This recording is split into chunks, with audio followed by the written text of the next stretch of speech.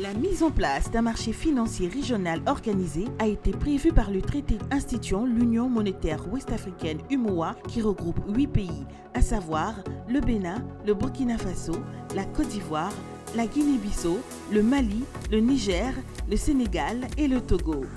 La création officielle de ce marché est intervenue le 3 juillet 1996 par la signature d'une convention portant création du Conseil régional de l'épargne publique et des marchés financiers CREPMF, dont le siège est situé en Côte d'Ivoire. Le Conseil régional de l'épargne publique et des marchés financiers CREPMF est un organe de l'Union monétaire ouest-africaine UMOA chargé d'une mission générale de protection de l'épargne investie en valeurs mobilières et en tout autre placement donnant lieu à une procédure d'appel public à l'épargne dans l'ensemble des États membres de l'Union. En tant qu'organe de l'Union, le CREPMF participe aux côtés des autres organes et institutions de l'Union, BCAO, Commission de l'UEMOA et BOAD, aux différents comités de pilotage de l'UEMOA, le comité des experts statutaires, le comité de stabilité financière et le haut comité ad hoc pour le financement des économies. Le Conseil régional est membre de l'Organisation internationale des commissions de valeurs, OICV, et de l'Institut francophone de la régulation financière, IFREFI. Le Conseil régional de l'épargne publique et des marchés financiers est un organe de l'UMOA placé sous l'autorité directe du Conseil des ministres. En tant qu'organe de régulation du marché, il est investi d'un pouvoir exclusif de réglementation, mais également d'organisation et de contrôle du marché.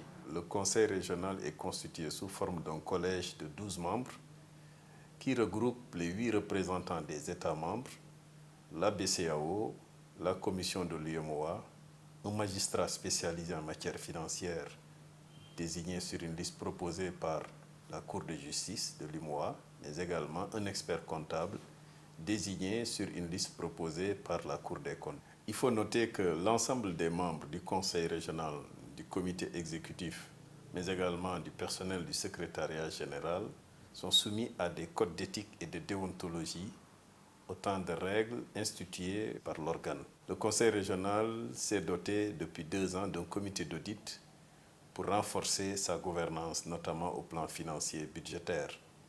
Il s'est également enrichi d'un comité scientifique depuis l'année dernière, comprend en son sein des professeurs d'université et qui permettent d'asseoir une certaine veille scientifique et de pouvoir orienter la régulation en rapport avec les enjeux qui se dessinent dans notre sous-région. La gouvernance de l'organe a également connu une évolution à travers l'institution d'une présidence résidente depuis 2018. La conférence des chefs d'État a décidé du changement de dénomination de l'organe depuis le 12 juillet 2019 qui devient maintenant Autorité des marchés financiers de l'UMOA. Le Conseil régional de l'épargne publique et des marchés financiers de l'UMOA est doté d'un secrétariat général dont les missions principales ont trait à l'instruction des dossiers d'agrément, d'opérations financières, d'audition des acteurs du marché qui ont commis des manquements, ainsi que la présentation des dossiers à caractère administratif et financier. Le marché aujourd'hui que le secrétariat général supervise, composé d'environ 218 acteurs, le marché financier aujourd'hui c'est une réalité puisque 10 500 milliards ont été mobilisés au profit des États qui ont servi au financement des infrastructures au profit des collectivités territoriales.